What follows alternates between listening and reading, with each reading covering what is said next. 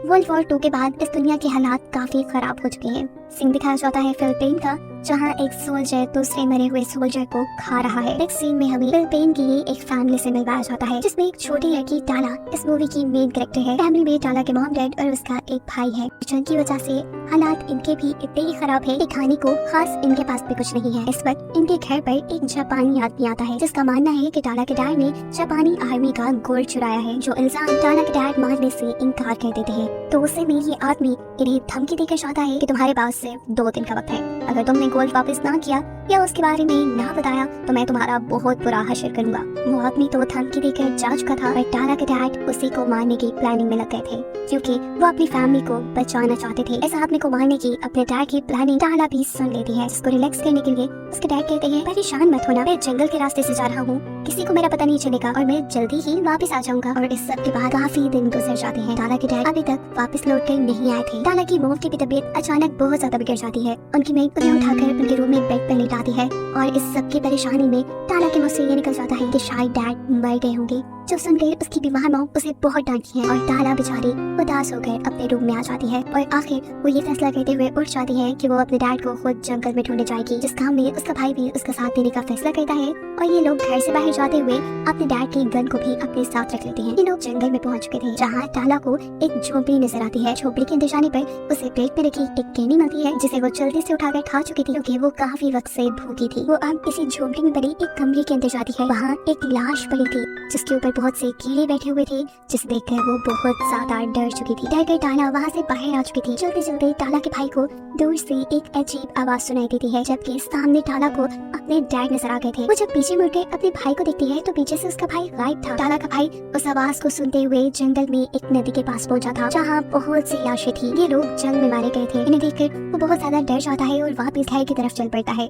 और जंगल में टाला अपने भाई को ढूंढते ढूंढते एक चर्च के अंदर आई थी, जहाँ टाला के सामने आती है एक फेरी। वो टाला से कहती है कि तुम्हारा दिल बहुत साफ है, इसी वजह से तुम इस चर्च में आ पाई हो। साथ ही वो टाला को टाला के भाई और डैड के बारे में बताती है कि तुम्हारा भाई घर जा चुका है और तुम्हारे डैड भी अभी तक सही सलामत है। जिसके बाद वो टाला से उसकी एक ख्वाहिश पूछती है ताकि वो उसे पूरा कर सके, पर टाला डर कर उसे कोई भी जवाब दिए बगैर अपने घर वापस आ चुकी थी। घर आने पर टाला को टाला की मॉम से बगैर पूछे घर से बाहर जाने की वजह से डांट भी पड़ी थी। वो यहाँ अपनी मॉम को बताती है कि मैं डैड को नहीं ढूंढ पाई और उदास अपने रूम में वापस आ जाती है। उससे मिलती है दोबारा वही फेरी जो उसे जंगल में मिली थी। यहाँ फेरी टाला को अपने बारे में बताते हुए कहती है कि मैं सब जानती हूँ, सब जो यहाँ हो रहा है। मैं ये भी जानती हूँ कि तुम्हारे डैड इस वक्त कहाँ है और किस मकसद के लिए है। तुम्हारे डैड सिर्फ उस जापानी आदमी को मारने के लिए नहीं गए जिन्होंने उन्हें मारने की धमकी दी थी, वो तो बल्कि अपने दुश्मनों से यानी अमेरिका वालों से मदद भी लेने के लिए गए हैं। तुम्हारे डैड एक गद्दार है। मैं ये भी जानती हूँ कि तुम्हारी मॉम भी बीमार है, अगर तुम चाहो तो मैं उन्हें ठीक कर सकती हूँ।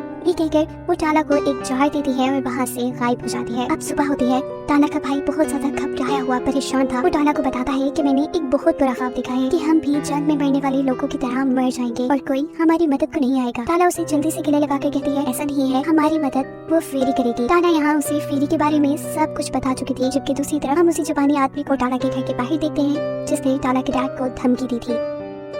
यही घर के अंदर टाला की मॉम की तबीयत अब इतनी खराब थी कि टाला को लग रहा था कि बस अभी वो मर जाएंगी। कुछ भी ना समझ आने पर वो फेरी की बात मानते हुए उसका दिया हुआ बग अपनी मॉम के ऊपर छोड़ देती है। दिखाया जाता है कि वो बग इस औरत के मुंह में चला जाता है, जिससे अचानक उसकी आंख खुल जाती है। वो इस वक्त पर जोर जोर से खांसती है। उसकी हालत काफी खराब हो गई थी, लेकिन सुबह होने पर दिखाया जाता है कि वो बिल्कुल नॉर्मल हो गई है, ऐसे जैसे वो कभी बीमार ही ना हो। ये देखकर उसके दोनों बच्चे बहुत खुश थे और अब टाला भी अपनी मॉम को फाइनली फेरी के बारे में सब बता देते हैं। सुनने में ये सब ये काफी अजीब था, लेकिन जो भी था अच्छा ही था। रात होने पर दोबारा टाला की मॉम की तबीयत बिगड़ चुकी थी। उसकी कमर पर कुछ चीज उभरी हुई थी, ऐसे जैसे उस फेरी का दिया हुआ बग ही टाला की मॉम की स्किन के अंदर था। सुबह होने पर टाला का भाई देखता है कि उसकी मॉम बहुत ही अजीब तरीके से अपने ही हाथ को काट के खा रही है। ये सब देखकर वो डर जाता है। टाला की मेड उसकी मॉम को उठाकर उसके कमरे में लेटा देती है। तभी अचानक टाला की मॉम को अजीब दौरा पड़ता है। उसकी हालत बिगड़ गई थी। उसकी बॉडी की सारी वेन्स रेड होकर बाहर की तरफ उभर आई थी, साथ ही उसकी जुबान भी अजीब जानवर की तरह बनकर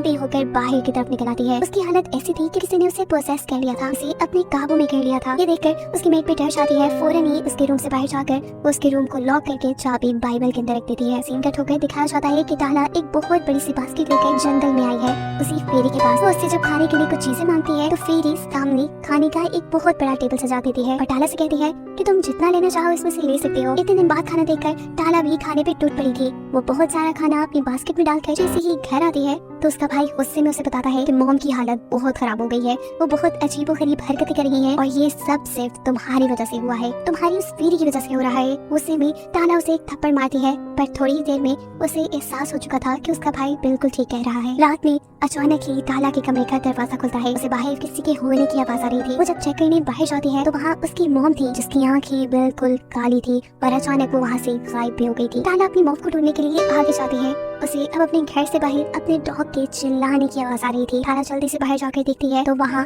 उसकी मॉम उसी के डॉग को खा रही है। इन्हें देखकर टाला समझ चुकी थी कि उसकी मॉम इंसान नहीं रही बल्कि वो जानवर और इंसानों को खाने वाली एक डीमन बन चुकी है। डरकर टाला अपने घर का दरवाजा बंद कर देती है। सारा शोर सुनकर टाला का भाई और उसकी मेट भी यहाँ आ चुके थे।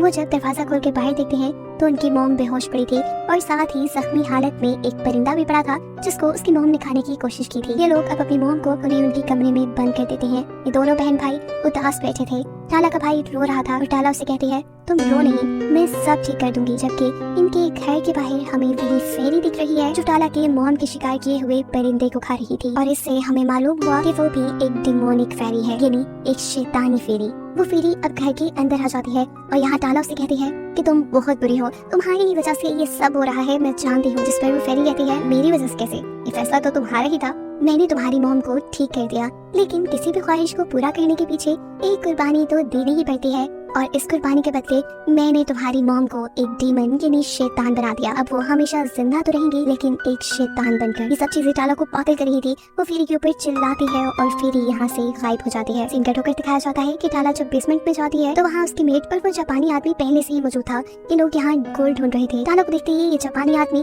टाला को भी पकड़ लेता है और उससे भी गोल्ड के बारे में पूछता है पर टाला को कुछ मालूम नहीं था। अपनी बहन को बचाने के लिए यहाँ टाला का भाई अपने डैड की पिस्टल लेके आता है। उसने पिस्टल को जापानी आदमी की तरफ ताना हुआ था। इससे पहले कि वो पिस्टल चला पाता वो जापानी आदमी टाला के भाई को ही शूट कर देता है। उसके भाई का बहुत खून बह रहा था और ये देखकर टाला बहुत गुस्से में आ चुकी थी। वो अब अपने मॉम की रूम की चाबी इस जापानी आदमी को देते हुए कहती है कि जाओ गोल्ड उस रूम में है, जाके ले लो। टाला ये बात जानती थी कि उसकी मॉम अब एक डीमन बन चुकी है और ये आदमी जैसे ही उनके रूम में जाएगा टाला की मॉम इसे काट खाएंगी और ये सारी बातें ना चाहते हुए वो आदमी टाला की मॉम की रूम की तरफ बढ़ जाता है।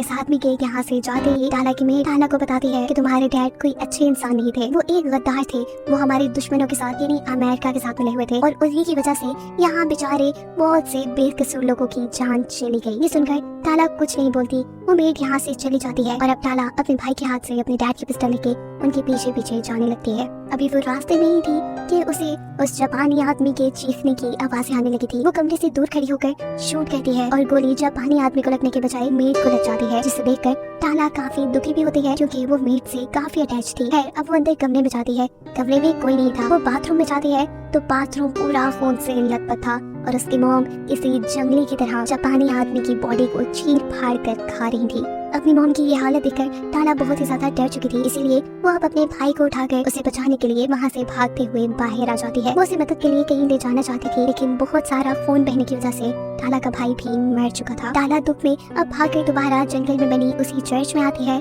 जहाँ उसे पहली मर्तबा फेरी मिली थी। वो फेरी से कहती है कि बस बहुत हो गया, अब ये सब खत्म कर दो। उसकी बात सुनकर फेरी उसे एक गोल्डन मैंगो खाने को देती है। टाला के इनकार करने पर फेरी जोर से चिल्लाती है और यहाँ हम पहली मर्तबा फेरी का असल बुरा और अजीब चेहरा देख पाते हैं। वो इससे भी डरकर भागकर अपने घर वापस आती है तो उसे घर के बाहर अपने भाई की लाश भी नहीं मिली। वहाँ सिर्फ उसके भाई का कटा सर रखा था और जगह ही जगह खून फैला था। वो समझ चुकी थी कि ये काम भी उसकी मॉम का है। अब टाला की मॉम की नजर टाला के ऊपर भी पड़ जाती है। वो उसे खाने के लिए उसकी तरफ बढ़ती है लेकिन टाला बहुत ज्यादा डरकर अपने आप को एक रूम में लॉक कर लेती है। बाहर से उसकी मॉम जोर जोर से दरवाजा पीट रही थी और डर कर चिल्लाते हुए गुस्से में टाला कहती है बस बहुत हो गया, अब ये सब बंद कर दे। इसके कहते ही अचानक हर जगह खामोशी हो जाती है और इस खामोशी का मतलब चेक करने के लिए टाला अपने कमरे का दरवाजा खोलती है। उसकी मॉम सामने गिरी हुई थी और उनकी कमर की स्किन के अंदर से वो बग निकल कर भी उड़ चुका था। जंगल में दिखाया जाता है कि फेरी इन सारी चीजों से हंस रही है। यहाँ टाला की मॉम अपने दोनों बच्चों का नाम लेते हुए मर जाती है और इस सब के बाद दोबारा फेरी टाला के घर पर टाला के पास आती है और उसे गोल्डन मैंगो देते हुए कहती है कि अगर तुम इसे खा लोगी तो तुम्हारे सारे दुख, तुम्हारी सारी मुश्किलें खत्म हो जाएंगी। टाला को कुछ समझ नहीं आ रहा था, वो उससे वो मैंगो ले लेती है और फेरी वहाँ से गायब हो जाती है। जिसके बाद